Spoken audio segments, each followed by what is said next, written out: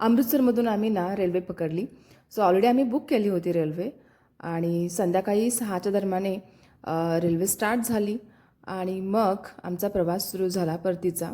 So आम्ही उतरणार होतो मुंबई सेंट्रलला आणि शार्वीसाठी ना फर्स्ट एसीचा हा रेल्वे प्रवास जो आहे तो तिचा फर्स्ट टाईमच आहे. जसा विमानाचा फर्स्ट प्रवास होता तसाच रेल्वेचासुद्धा तिचा फर्स्ट टाईमच प्रवास होता आणि तिला ना खूप छान वाटत होतं.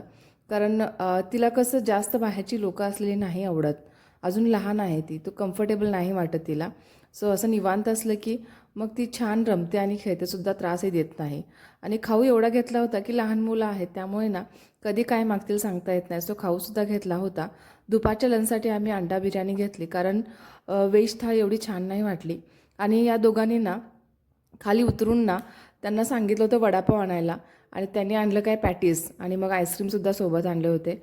4 वाजता आणि चहासुद्धा छान असा चहा घेतला मस्त आणि मग काही थोडेसे आम्ही रीलसुद्धा केले रेल्वेमध्ये. खूप छान वाटलं. खूपच एन्जॉय केलो. खूप दंगामस्ती करत फॅमिलीसोबत जेव्हा आपण बाहेर जातो ना खूप छान वाटतं.